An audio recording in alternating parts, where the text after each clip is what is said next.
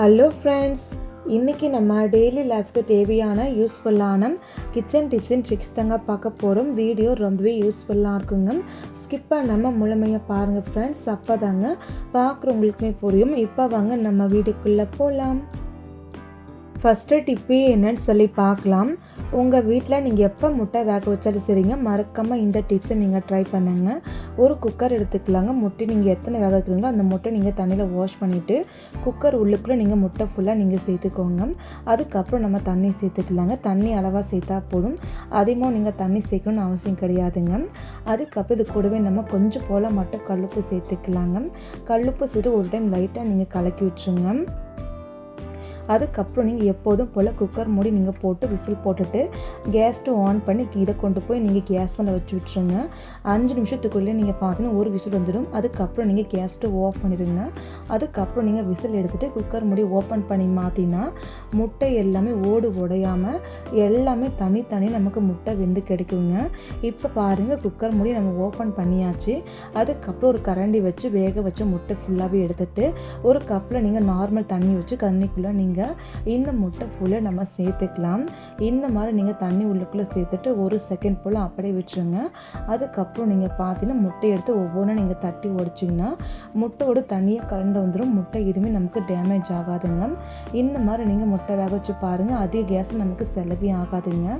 கண்டிப்பாக சொல்கிறேன், இந்த டிப்பு உங்களுக்கு ரொம்பவே யூஸ்ஃபுல்லாக இருக்கும். மறக்காமல் இந்த டிப்ஸை ஒரு டைம் நீங்கள் ட்ரை பண்ணி பாருங்கள். நெக்ஸ்ட்டு டிப்பு என்னன்னு சொல்லி பார்க்கலாம். நம்ம நிறைய பேரில் பார்த்தீங்கன்னா எண்ணெய் கத்திரிக்காய் குழம்பு செய்வாங்க. அந்த மாதிரி மசாலா குழம்பு நம்ம செய்யும்போது நிறைய பேர் கத்திரிக்காய் சாப்பிட மாட்டாங்க, முக்கியமாக குழந்தைங்க சாப்பிடவே மாட்டாங்க. ஆனால் இந்த மெத்தட் நீங்கள் செஞ்சு கொடுங்க, குழந்தைங்கலேருந்து பெரியவங்க வரைக்குமே கத்திரிக்காய் வேணும்னு கேட்டு வாங்கி சாப்பிடுவாங்க. அந்த அளவுக்கு ருசியாக இருக்கும். நான் இன்றைக்கி பார்த்தீங்கன்னா ஒரு கடாயில் தக்காளி, வெங்காயம், பூண்டு, அதுக்கப்புறம் தேங்காய், கொஞ்சம் புளி, தனி மிளகாய்த்தூள், மிக்ஸி மிளகாய்த்தூள், உப்புக்கல், கொஞ்சம் மஞ்சள் இதெல்லாம் சேர்த்து வறுத்துட்டு மசாலாவை மறைச்சி ஒரு பிளேட்டில் மாற்றிக்கலாம். அதுக்கப்புறம் கத்திரிக்காவை இது போல் நீங்கள் சின்ன பீஸாக கட் பண்ணிவிட்டு மசாலா ஃபுல்லாகவே கத்திரிக்காய் உள்ளுக்கும் நம்ம ஸ்டஃப் பண்ணி வச்சுக்கலாம். இப்போ நான் 1/2 கிலோ கத்திரிக்காய் ஃபுல்லாகவே மசாலா நான் ஸ்டஃப் பண்ணி வச்சுட்டேன். இது ஒரு ஓவர் இருக்கட்டுங்க. அதுக்கப்புறம் ஒரு கடாயில் எண்ணெய் ஊற்றிட்டு எண்ணெய் நல்லா காஞ்சதுமே இந்த கத்திரிக்காய் ஃபுல்லாகவே நீங்கள் கடாயில் சேர்த்து ஒரு 2 நிமிஷம் போல் வறுத்துட்டு அதுக்கப்புறம் நீங்கள் மசாலா பொருள், தண்ணி, நீங்கள் என்ன சேர்ப்பீங்களோ எல்லாமே நீங்கள் சேர்த்துருங்க. சேர்த்துட்டு நல்லா கத்திரிக்காய் வேக வச்சு எடுத்திங்கன்னா நமக்கு ரொம்ப சூப்பரான எண்ணெய் கத்திரிக்காய் குழம்பு ரெடி ஆகிடுங்க. இந்த மாதிரி நீங்கள் செய்யும்போது என்னாகும் நீங்கள் பார்த்துறீங்க, கத்திரிக்காய் ரொம்ப டேஸ்ட்டாக இருக்கும், குழம்பு ரொம்ப டேஸ்ட்டாக இருக்கும். குழந்தைங்களுமே வேண்டான்னு சொல்ல மாட்டாங்க, அவ்வளோ ருசியாக இருக்கும். கண்டிப்பாக இந்த டிப்ஸை நீங்கள் மறக்காமல் ட்ரை பண்ணி பாருங்கள். இந்த டிப்ஸ் உங்களுக்கு ரொம்பவே யூஸ் ஆகுங்க. அடுத்த டிப்பு என்னன்னு சொல்லி பார்க்கலாம். உங்கள் வீட்டில் வேஸ்ட்டாக தூக்கி போடக்கூடிய தேங்காய் நார் மட்டும் கீழே தூக்கி போடாதீங்க. அதை நம்ம எப்படி யூஸ் பண்ணலான்னு சொல்லி பார்க்கலாம். ஃபஸ்ட்டு நீங்கள் தேங்காய் நாரை தனித்தனியாக பிரித்து எடுத்துகிட்டு ஒரு பிளேட்டுக்குள்ளே இல்லை ஒரு மரத்துக்குள்ளேயே வச்சு விட்டுக்கோங்க. அதுக்கப்புறம் கொஞ்சம் தேங்காய் நார் மட்டும் கையில் எடுத்துக்கலாங்க. கொஞ்சம் தேங்காய் நார் கையில் எடுத்து ஒரு பக்கம் நல்லா டைட்டாக நீங்கள் பிடிச்சிட்டு ஒரு பழைய சீப் வச்சுட்டு இது போல் நீங்கள் சீவிடுங்க. இந்த மாதிரி பண்ணும்போது தேங்காய் நார் உள்ளுக்குள்ளே துகள்கள் எல்லாம் கீழே விழுந்துடுங்க. இப்போ நம்ம தேங்காய் நார் ஃபுல்லாக நம்ம சீவனத்துக்கு அப்புறம் தேங்காய் நார் எடுத்துக்கலாங்க. அதுக்கப்புறம் தேங்காய் நார் 2 பக்கமே கொஞ்சம் அன்னிவனாக்கிறதுனால கத்திரிக்கோல் வச்சு 2 பக்கமும் கொஞ்சமாக மட்டும் நீங்கள் கட் பண்ணி எடுத்துக்கோங்க. இப்போ நம்ம இதே போல் எல்லா தேங்காயும் நம்ம ரெடி பண்ணி எடுத்து வச்சுக்கணுங்க. பாருங்கள், எல்லா தேங்காயும் இதே மாதிரி நான் எடுத்து ரெடி பண்ணி வச்சுருக்கேன். இதுலேருந்து கொஞ்சம் தேங்காய் மட்டும் நம்ம கையில் எடுத்துக்கலாங்க. அதுக்கப்புறம் தேங்காய் கொஞ்சம் இது மாதிரி நல்லா நீங்கள் கை வச்சு இது மாதிரி நீங்கள் பண்ணிங்கன்னா எக்ஸ்ட்ரா இருக்கக்கூடிய தேங்காய் ஃபுல்லாகவே வெளியே கீழே விழுந்துடுங்க. அதுக்கப்புறம் இல்லை தேங்காய் உள்ளுக்குள்ளே ஒரு ஸ்டிக்கு நீங்கள் வச்சுக்கலாம். நான் இன்றைக்கி கருவேப்பிலை குச்சி உள்ளுக்குள்ளே வச்சுருக்குங்க. தேங்காய் நார் அந்த கருவேப்பிலை குச்சி 2 இது மாதிரி நீங்கள் வச்சுட்டதுக்கப்புறம் ஒரு நூல் வச்சு நல்லா டைட்டாக நம்ம கட்டி விட்டுக்கலாம்.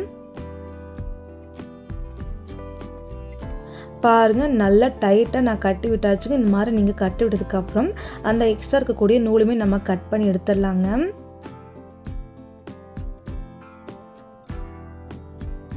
அதுக்கப்புறம் இந்த ஸ்டிக்கை ஒரு டைம் நீங்கள் கையில் எடுத்து நான் வீடியோவில் காமிக்க பாருங்கள். இது மாதிரி நீங்கள் பண்ணிங்கன்னா எக்ஸ்ட்ரா இருக்கக்கூடிய தேங்காய் நார் ஃபுல்லாக கீழே விழுந்துடுங்க. அதுக்கப்புறம் நீங்கள் மறுபடி சிசர் எடுத்துகிட்டு லைட்டாக மேலே மட்டும் நீங்கள் கட் பண்ணி வச்சுங்க. இது மாதிரி நீங்கள் கட் பண்ணி விட்டால் போதும். இப்போ நமக்கு பார்க்க ரொம்ப அழகாக இருக்குங்க. இதே மாதிரி நம்ம இன்னும் 2 ஸ்டிக்கு போல் ரெடி பண்ணிக்கலாங்க. பாருங்கள், மொத்தமாக நம்ம ஒரு 3 ஸ்டிக்கு போல் ரெடி பண்ணியிருக்கேன். பார்க்கவே ரொம்ப அழகாக இருக்குது. இது எதுக்காகன்னு சொல்லி பார்க்கலாம். இதை நம்ம நிறைய விஷயத்துக்காக யூஸ் பண்ணிக்கலாங்க. ஆனால் நான் இன்றைக்கி எதுக்காக யூஸ் பண்ண போகிறேன்னு பார்த்தா, நம்ம வீட்டில் தோசைலாம் ஊற்றும்போது எண்ணெய்லாம் நம்ம தேய்ப்பொழி அதுக்காக வச்சு நம்ம யூஸ் பண்ணிக்கலாங்க. இந்த மாதிரி நீங்கள் பண்ணும்போது தோசைக்கல் நல்லா தோசை எழுந்து வருங்க. ரொம்ப நல்லாயிருக்கும். கண்டிப்பாக இந்த டிப்பை நீங்கள் ட்ரை பண்ணுங்கள்.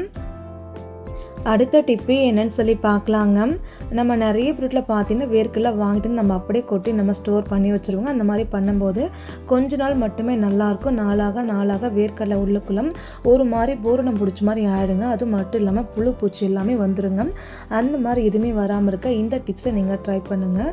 ஒன்றுமே இல்லைங்க, நம்ம வீட்டில் யூஸ் பண்ணக்கூடிய சால்ட்டு ஒரு அரை ஸ்பூனுக்கு மட்டும் நீங்கள் சால்ட் எடுத்துகிட்டு இந்த வேர்க்கடலை மேலே அங்கங்கே தூவி விட்டுக்கோங்க. அதுக்கப்புறம் நம்ம ஸ்பூன் வச்சு நல்லா நம்ம கலந்து விட்டுருலாங்க. இந்த மாதிரி பண்ணும்போது வேர்க்கடலை எல்லா மேலேயுமே இந்த உப்பு தூள் படும்போது சீக்கிரமாக பூர்ணம் பிடிக்காதுங்க. அதுக்கப்புறம் இது மேலே நீங்கள் பார்த்தீங்கன்னா 2-3 பிரியாணியில் மேலே நீங்கள் வச்சு விட்டுருங்க. இந்த மாதிரி பண்ணும்போது வண்டு புழு பூச்சி எதுவுமே வராது. ரொம்ப நாளைக்கு வேர்க்கடலை நல்லா ஃப்ரெஷ்ஷாக இருக்குங்க. கண்டிப்பாக இந்த டிப்ஸ் உங்களுக்கு ரொம்பவே யூஸ்ஃபுல்லாக இருக்கும். மறக்காமல் இதையும் ஒரு டைம் ட்ரை பண்ணுங்கள். அடுத்த டிப்பு என்னன்னு சொல்லி பார்க்கலாம். நம்ம நிறைய வீட்டில் பார்த்தா ரேஷன் ஆயில் அப்படியே நம்ம வாங்கிட்டு அப்படியே நம்ம செஞ்சு சாப்பிடுவோங்க. அந்த மாதிரி நம்ம பண்ணும்போது நிறைய பேருக்கு ஹெல்த் ப்ராப்ளம் வருங்க. அந்த மாதிரி எந்த ஒரு ப்ராப்ளம் வராமல் இருக்க இந்த ஒரு டிப்ஸை நீங்கள் ட்ரை பண்ணுங்கள். கேஸ் ஸ்டவ் ஆன் பண்ணி ஒரு கடாய் வச்சுட்டு பாமாயில் எண்ணெய் ஃபுல்லாகவே நம்ம கட் பண்ணி ஊற்றிக்கலாங்க. அதுக்கப்புறம் எண்ணெய் நல்லா காயட்டும். சைடில் ஒரு பிளேட்டில் கொஞ்சமாக புளி எடுத்துகிட்டு நல்லா நான் தட்டி எடுத்துக்கிறேங்க. இந்த மாதிரி பிளாட்டை நீங்கள் தட்டி விட்ட பின்னாடி இது உள்ளுக்குள்ளே கொஞ்சம் உப்புக்கல் நீங்கள் வச்சுக்கோங்க. அதுக்கப்புறம் உப்புக்கல் வச்சு நல்லா நம்ம புளியை வச்சு நல்லா க்ளோஸ் பண்ணிக்கலாம். அந்த உப்புக்கல் வெளியே வரக்கூடாதுங்க. வெளியே வராத அளவுக்கு நல்லா க்ளோஸ் பண்ணி விட்டுக்கோங்க. பாருங்கள், க்ளோஸ் பண்ணி நல்லா உருண்டு மாதிரி நான் பிடிச்சி எடுத்துக்கிட்டேங்க. இப்போ நமக்கு ரெடி ஆகிடுச்சு. இப்போ எண்ணெய் நல்லா காஞ்சிருக்குங்க. எண்ணெய் நல்லா காஞ்சதுக்கப்புறம் நீங்கள் பார்த்தீங்கன்னா இந்த எண்ணெயை நீங்கள் புளிக்குள்ளே விட்டுருங்க. ஒரு 2-3 நிமிஷம் போல் மட்டும் இந்த புளியை நீங்கள் எண்ணெய்க்குள்ளே விட்டு கொதிக்க வைங்க. அதிக நேரம் கொதிக்க வைக்காதீங்க. இப்போ பாருங்கள், ஒரு 3 நிமிஷம் போல் ஆகிடுச்சு. எண்ணெய் நல்லா சூடாக இருக்குது. அந்த புளி பார்த்தா ஒரு மாதிரி நல்லா கலர் மாறி வந்துச்சு. நல்லா ஒரு மாதிரி முருன்னு இருக்குங்க. இப்போ இந்த புளியை நம்ம எடுத்து வெளியில் போட்டுடலாங்க. அதுக்கப்புறம் நீங்கள் பார்த்தீங்கன்னா முருங்கைத்தலை கொஞ்சமாக நீங்கள் போட்டு விட்டுருங்க. முருங்கைத்தலை போடும்போது கொஞ்சம் பார்த்துக்கோங்க. ஏன்னா முருங்கைத்தலை போட்டதுமே எண்ணெய் ஃபுல்லாகவே வெளியில் தெறிக்க ஆரம்பிக்கும். முருங்கைத்தலை போட்டு தூரம் ஒதுங்கி போயிடுங்க. இப்போ பாருங்கள், முருங்கைத்தலை போட்டதும் நல்லா எண்ணெயை ஆற வச்சுட்டு இந்த எண்ணெய் நம்ம எப்போதும் போல் ஃபில்டர் பண்ணி எடுத்து யூஸ் பண்ணிக்கலாம். நல்லாயிருக்கும், நல்லா வாசனையாக இருக்கும். கண்டிப்பாக இந்த டிப்ஸை மிஸ் மட்டும் பண்ணாதீங்க. ரொம்ப யூஸ்ஃபுல்லாக இருக்குங்க. இந்த எண்ணெய்க்குள்ளே பார்த்தீங்கன்னா முருங்கைத்தலை வாசனை அந்தளவுக்கு சூப்பராக இருக்கும். கண்டிப்பாக ட்ரை பண்ணுங்கள். அடுத்த டிப்பே என்னன்னு சொல்லி பார்க்கலாம் வாங்க. நம்ம நிறைய வீட்டில் பார்த்தோம் இது போல் ஒரு பை இருக்குல்ல, இந்த பையை நீங்கள் எடுத்து வச்சுக்கோ. இதை நம்ம எப்படி யூஸ் பண்ணலான்னு சொல்லி பார்க்கலாம். இந்த பையை நான் வீடியோவில் காமிக்கிற பாருங்கள். இது போல் நீங்கள் சின்னதாக நீங்கள் மடித்து விட்டுருங்க. இந்த மாதிரி நீங்கள் சின்னதாக மடிச்சு விட்டதுக்கப்புறம் ஒரு பென்சில் இல்லைனா நீங்கள் சாக் பீஸ் எடுத்துக்கலாங்க. எடுத்துகிட்டு மார்க் பண்ணிக்கலாங்க. நான் மார்க் பண்ணுற பாருங்கள். இது போல் நீங்கள் நல்லா லென்த்தாக நீங்கள் மார்க் பண்ணிக்கோங்க. அதே போல் கீழே ஒரு மார்க்கு, மேலே ஒரு மார்க்கு, இதே மாதிரி நீங்கள் பண்ணி விட்டுக்கோங்க. அதுக்கப்புறம் நம்ம கத்திரிக்கோல் எடுத்துக்கலாங்க. கத்திரிக்கோல் எடுத்து இது போல் நீங்கள் கட் பண்ணிக்கோங்க. நான் வீடியோவில் காமிக்கிற பாருங்கள். இது போல் மட்டும் நீங்கள் கட் பண்ணி எடுத்துக்கோங்க. அதுக்கப்புறம் நம்ம மார்க் பண்ணோம் இல்லையா, அதை மட்டும் நம்ம ஸ்டிச் பண்ணிக்கலாம். அப்போல்லாம் நீங்கள் நூல் வச்சு நீங்கள் தைச்சு எடுத்துக்கலாங்க. இப்போ பாருங்கள், நம்ம மார்க் பண்ணோம் இல்லையா, அதை மட்டும் நம்ம ஸ்டிச் பண்ணியாச்சு. அதுக்கப்புறம் நீங்கள் பார்த்தீங்கன்னா இந்த பேக்கோட கார்னர் பகுதியில் இது போல் பேக் இருக்கு இல்லையா, இந்த பேக் சைடில் இது மாதிரி நீங்கள் உள்ளுக்குள்ளே மடிச்சிட்டதுக்கப்புறம் இதை நீங்கள் இப்படி பண்ணி விட்டுட்டு ஒரு நூல் வச்சு நீங்கள் கட்டி விடுங்க. இல்லை நீங்கள் ஸ்டாப்லர் பின்னுமே நீங்கள் பண்ணி விட்டுக்கலாம். அதே போல் ஆப்போசிட் சைட்லையுமே இந்த பேக் உள்ளுக்குள்ளே இது போல் நீங்கள் மடிச்சுட்டு இந்த மாதிரி நீங்கள் ஸ்டாப்லர் பின்னு நீங்கள் பண்ணி வச்சுக்கலாங்க. இந்த மாதிரி பார்க்கும்போது இன்னும் கொஞ்சம் நமக்கு நீட்டாக தெரியுங்க. இது எதுக்காகன்னு சொல்லி பார்க்கலாம்.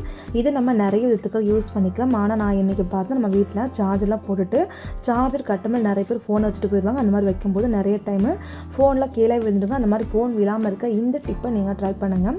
இந்த மாதிரி நீங்கள் சார்ஜர் கட்டவில்லையே பையை நீங்கள் மாட்டினதுக்கப்புறம் இந்த ஃபோனை நீங்கள் அந்த பேக் உள்ளுக்குள்ளே நீங்கள் வச்சு விட்டால் போதும். பார்க்க ரொம்ப அழகாக இருக்கும். இது உள்ளுக்குள்ளே சீப்பு ஸ்டிக்கர் எது வேணாலும் நீங்கள் வச்சுக்கலாங்க. கண்டிப்பாக ட்ரை பண்ணுங்கள். இந்த டிப்பு உங்களுக்கு ரொம்பவே யூஸ் ஆகுங்க. அடுத்த டிப்பு என்னன்னு சொல்லி பார்க்கலாங்க. ஒரு மூடி மட்டும் இருந்தால் போதுங்க, முழம் கணக்கில் நீங்கள் டென்ஷனே இல்லாமல் ரொம்ப சூப்பராக பூ கட்டிடுக்கலாம். அது எப்படின்னு சொல்லி பார்க்கலாம். நான் இன்றைக்கி வாட்டர் பாட்டில் கேப்பு 1 போல் எடுத்துருக்கேன். இந்த கேப்பை நீங்கள் அப்படியே வச்சுக்கோங்க. ஒரு கம்பி வச்சு லைட்டாக நீங்கள் கேஸில் சூடு பண்ணிட்டு அந்த கம்பியை நீங்கள் இந்த வாட்டர் பாட்டில் கேப்பில் சின்னதாக ஒரு ஹோல்ஸ் போல் நீங்கள் போட்டு வச்சுக்கோங்க. அதுக்கப்புறம் நம்ம கேப்பை சைடில் வச்சுக்கலாம். எப்போதும் போல் நூல் எடுத்துக்கலாங்க. நூல் எடுத்துகிட்டு இந்த கேப் ஹோல்ஸுக்குள்ளே நம்ம இன்சர்ட் பண்ணிக்கலாங்க. இன்சர்ட் பண்ணிட்டுதான் அந்த வெளி பக்கமாக நூல் நம்ம எடுத்து விட்டுடலாங்க. வெளி பக்கம் நூல் எடுத்துகிட்ட பின்னாடி டைட்டான ஒரு முடிச்சு போட்டு எப்போதும் போல் நீங்கள் பூ கட்டிக்கலாங்க. நம்ம வீட்டில் முக்கியமாக பார்த்தோன்னா காக்கனாம்பூ, முல்லைப்பூ, அதுக்கப்புறம் நம்ம வீட்டில் மல்லிப்பூலாம் கட்டும்போது நிறைய மூலமாக நம்ம பூ கட்டுறோம்னா அந்த டைமில் நூல் நல்லா சிக்கி மாட்டே இருக்குங்க. அந்த மாதிரி சிக்கி மாட்டு நம்ம நூலை பிச்சு நம்ம கட்டிகிட்டே இருப்போம். அந்த மாதிரி பண்ணாமல் டென்ஷனே இல்லாமல் முழம் கணக்காக அழகாக டிவி பார்த்தபடி நம்ம உட்காந்து பூ கட்டி முடிச்சிடலாங்க. ரொம்ப ஈஸியாக இருக்கும். இந்த மாதிரி நீங்கள் பூ கட்டுறதுக்கு கண்டிப்பாக இந்த டிப்பு உங்களுக்கு ரொம்பவே யூஸ் ஆகுங்க. மறக்காமல் இதையும் ஒரு டைம் நீங்கள் ட்ரை பண்ணி பாருங்கள். ஓகே ஃப்ரெண்ட்ஸ், இந்த டிப்ஸ் இந்த வீடியோ உங்களுக்கு ஏதாச்சும் ஒன்று யூஸ்ஃபுல்லாக இருக்குன்னு நினச்சிங்கன்னா மறக்காமல் ஒரு லைக் பண்ணுங்கள், சப்ஸ்கிரைப் பண்ணுங்கள், ஷேர் பண்ணுங்கள். இவ்வளோ நேரம் இந்த வீடியோ பொறுமையாக பார்த்தா எல்லா ஃப்ரெண்ட்ஸுக்குமே ரொம்பவே நன்றிங்க. Thank you friends. நாளைக்கு பார்க்கலாங்க வேறொரு வீடியோவில். அதுக்கப்புறம் எப்போதும் போல் பூ கட்டி முடிச்சுட்டு நூலை கட் பண்ணிவிட்டு இந்த வாட்டர் பாட்டில் கேப்பை நீங்கள் அப்படியே வச்சுக்கோ, எடுத்து மட்டும் போட்டுறாதீங்க. உங்களுக்கு எப்போல்லாம் நீங்கள் பூ கட்டுவீங்களோ அப்போல்லாமே உங்களுக்கு யூஸ் ஆகுங்க. Thank you friends. தேங்க்ஸ் ஃபார் வாட்சிங்.